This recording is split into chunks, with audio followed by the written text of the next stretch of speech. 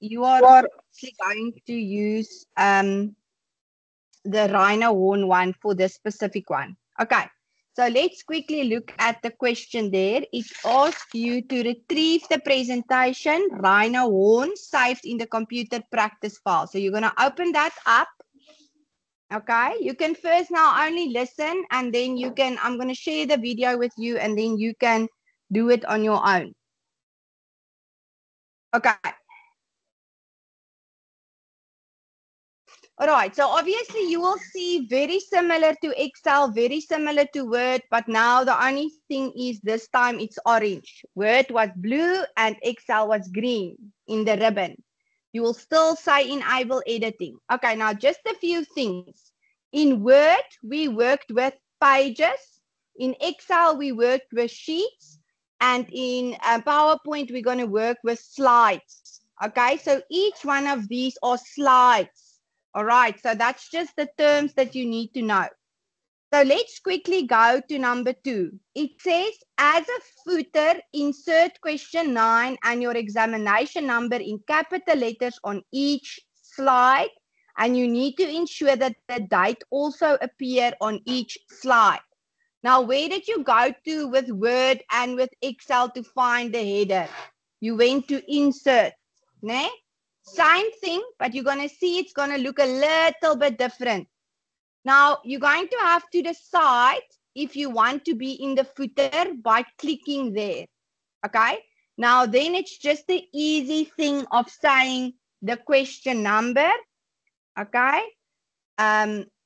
Question 6 and, 9. And then what was the other thing? You also had to insert your exam number, which should be your ID. Okay, you will see there's not a center, left, right, whatever. There is just that. Then they will normally ask you to also put either the date there. Then you just click on the date. Are you with me? Now, can you see? Yeah, I want to show you something. Just have a look here. The moment I click this, can you see there's nothing on there? So when I click that, the date appears on the left-hand side. When I click the footer, it appears in the middle. And if I want the slide number, it will appear there. It's automated, so you don't really have to do anything but click.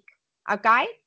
Then sometimes I can ask you to put in a little note, and then you can go into notes and you can say you want it in the header or footer or whatever.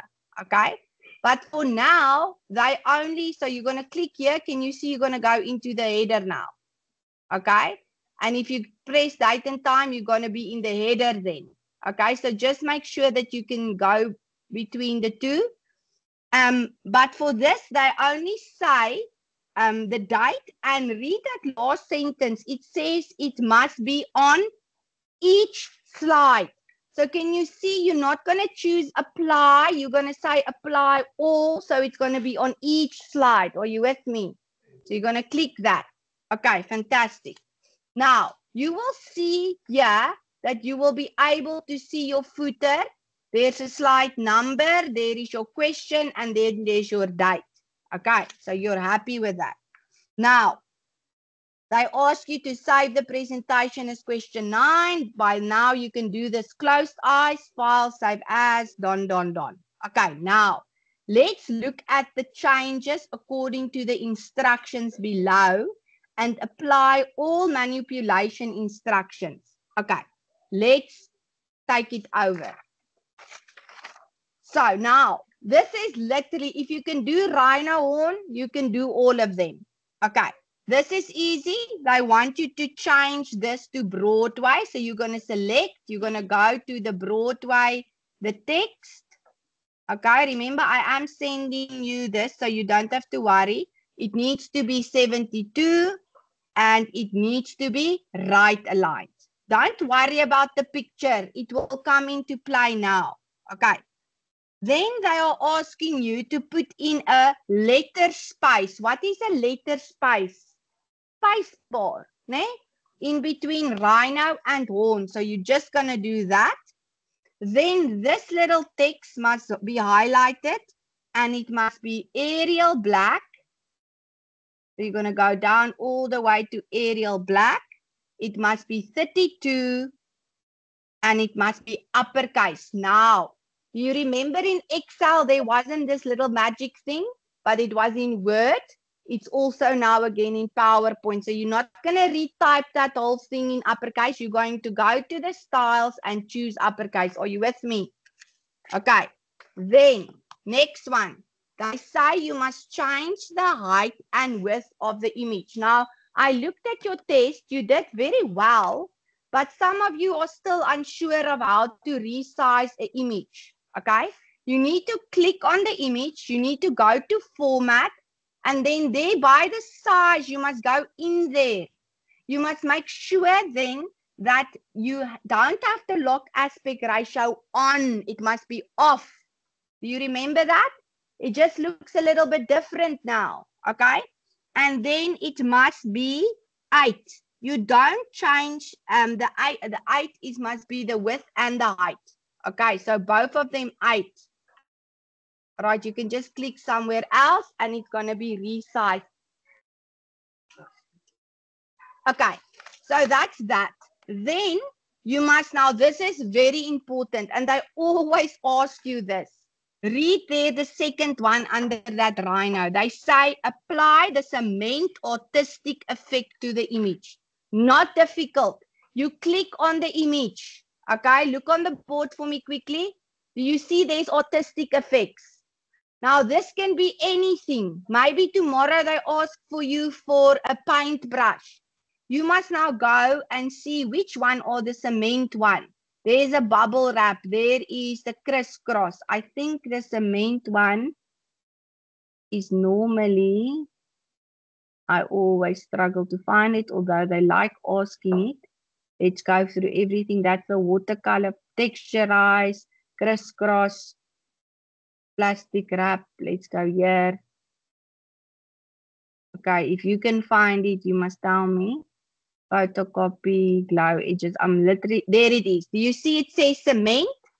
But it says autistic effect. So you went there and then you went to cement. Are you with me? You must now you have to hover to see this, to see that little word, cement. You choose it. Can you see it's going to change? Can you see I haven't moved my image yet? I've just left it there. Now it says you must move the image to the top left-hand side of the slide. Now you can either click and drag, or you can just say align at the top, align left. That is the easiest way, because then you know it is perfectly aligned. Are you with me? Okay, so if you can do that, please try to do that, and you know you're not going to lose your mark. I mean, it's really not difficult. You read what they ask and you click on it. Okay, then they ask you to rotate the image left 90 degrees. Now, I know some of you like to do this, jing, ne? But now you don't know what's 90 degrees maybe, or you're stressing. Just click there. Rotate right. They are asking you to rotate left. So you're going to just click that. Then you don't have to worry where's left and right. You just read and click. So use those rather than doing it manually. Okay? All right, let's go to slide 2. How do I go from slide 1 to slide 2? I just click on slide 2 there in the navigation pane. Are you with me? Okay, same thing. You're going to change this to the batang. So batang is also a type of font, obviously. If there isn't a font like that, we will upload it. As you can see, I don't have batang. So I'm just going to use Berlin Sans. You can also use Berlin. Okay.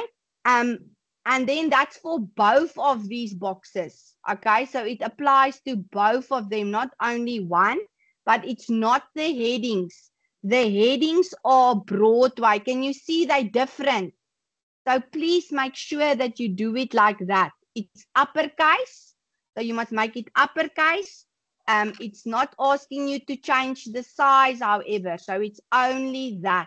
So it's really just like you would have done in Word. But now you need to change the bullets. How do I change bullets?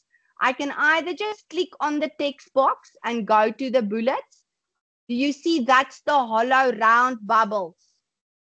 Okay, but now you can see it's only going to do the one. So better to highlight the whole thing, go to bullets, choose the one, and do it for the other one as well. Okay, are you still with me?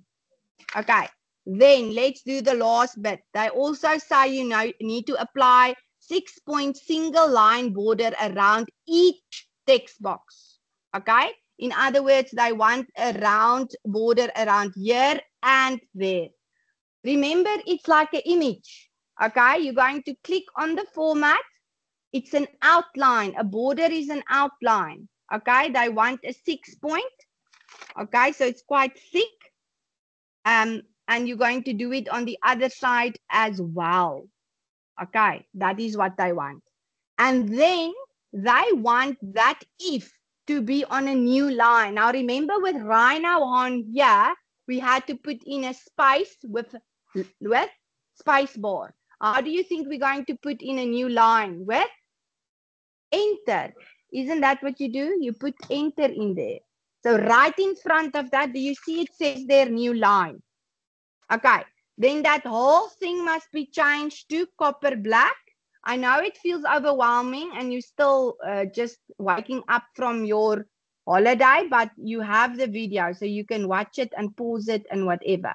Okay, so it's copper black, 28 points, and it's going to be center. So you must just click the center align there, and that's it.